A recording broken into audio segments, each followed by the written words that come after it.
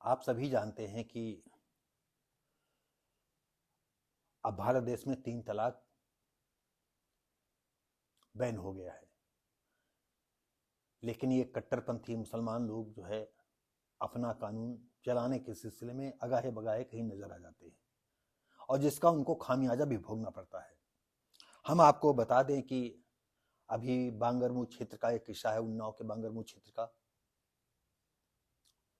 वहाँ जल्दी भी शादी हुई थी 2022 में और लड़की को फोन करके 3 तलाक बोल दिया, कहा हमारा आपका रिश्ता खत्म। अब आपको बता दें कि ये गंज मुरादाबाद फोन करके 3 तलाक बोला। ये गंज मुरादाबाद बेहटा मुजावर थाना क्षेत्र के अंतर्गत गांव हयात नगर निवासी सदक बानो का है। ये बेहटा मुजावर के थाना के अंतर्गत जो है गांव हयात नगर के सदक बानो और बांगरमऊ कोतवाली, उसकी शादी 2022 में बांगरमऊ कोतवाली मऊ गांव में हुई, जो बांगरमऊ कोतवाली के अंतर्गत आता है, मऊ गांव में हुई।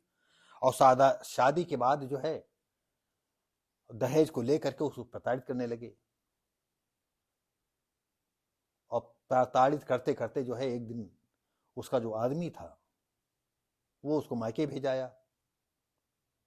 और ये तो जानते हो कि अगर कोई आदमी इस तरह की हरकत करता है तो वो कहीं ना कहीं जो है लड़की ढूंढ लेता है। हो सकता है इसने लड़की कहीं ढूंढ ली हो या किसी से इसका आंख में टक्का हो, ये तो स्थिति बाद में पता चलेगी। और उसने फोन करके जो है 3 तलाक को जो है कह करके अपना संबंध कहा कि हमारा आपका संबंध खत्म हो गया। सदक बानो ने जो है बांगरमऊ कोतवाली में आकर के तहरीर दी, प्रार्थना पत्र दिया और उसके अपने पति के खिलाफ जो है कार्रवाई करने का जो है अनुरोध किया। अब पुलिस वहां जो है अपनी कार्रवाई में काम करेगी और उनको 3 तलाक का खामियाजा भुगतना पड़ेगा। तो ये स्थिति जो है, इस देश के कुछ मुसलमान लोग जो है इस देश के कानून को कानून नहीं मानते हैं, वो अपनी ही चला रहे हैं। अरे वो तो वक्त की बात है कि ये बीजेपी सरकार है जिसमें ये मामला खुल करके आ गया, और नहीं तो कोई इनके जो है अंदरूनी मामले में कोई दखली नहीं देता था, न किसी को जानकारी थी, न वो बहन बेटियां इतना ऊपर निकल करके आती थी। आज कम से कम उनको कानूनी संरक्षण मिला हुआ है और सरकार उनके खिलाफ, उनके पति हो चाहे जेठ हो चाहे ससुर हो, उनके खिलाफ जो है कार्रवाई हो रही है और वो सजा भुगत रहे हैं।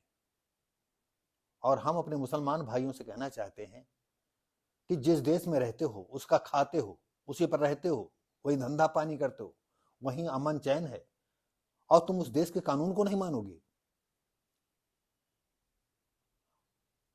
अब बहुत जल्दी ही तुमको कानून मानना ही पड़ेगा, क्योंकि अब इस देश में दूसरी पार्टियां नहीं है। कल एक संसद में ब्रजलाल जी, नाम मैं भूल रहा हूं, शायद ब्रजलाली थे, वो पुलिस में काफी अच्छे पद पर थे और उन्होंने अपनी संसद में अपनी बातें कही कि जो आतंकवादी थे सपा सरकार में उनको छोड़ा गया और उनको जो है मर्डर में जो है, उन्होंने बताया एक कैदी बीमार हुआ और उसको लेकर के जो है वो जा रहे थे, रास्ते में मर गया, तो उस पर मर्डर का प्लान बनाया गया। वो अपना दुख व्यक्त कर रहे थे। जैसा कि आपने देखा कि जो है रामपुर के जो है आजम खान, लोग कहते थे असली तो चीफ मिनिस्टर आजम खान है, अखिलेश तो नाम नाम के हैं। और उन्होंने जो है किस तरह से लोगों का बेदखल कर दिया, किस तरह लोगों की जमीनों पर कब्जा कर लिया। जो मनाता था वो बिल्कुल निरंकुश हो गए थे, जैसे सारा कानून उनके पैरों के नीचे हो। लेकिन योगी सरकार ने उनको कानून की अहमियत बता दी कि कानून क्या होता है। आज एक एक उनके जो है काले कारनामे सब देश के सामने आ रहे हैं। तो हम अपने मुसलमान भाइयों से कहते हैं कि अगर इस देश में रहना है तो देश के साथ चलना ही पड़ेगा, देश के कानून को तुमको मानना ही पड़ेगा, और नहीं जिस देश में तुमको जगह मिलती हो वहां चले जाओ, वहां मन चैन से रहो जाकर के। अगर ये देश तुम्हें जो है नापसंद है, रहोगे यहां, धंधा यहां करोगे, खाओगे पियोगे नहाओगे सब, लेकिन सपने तुम पाकिस्तान देखोगे तो पाकिस्तान जाओ, आराम से रहो जाकर के। तो साथियों, ये जो 3 तलाक का मामला था, इसलिए जो है इस पर कुछ कहना जरूरी समझा।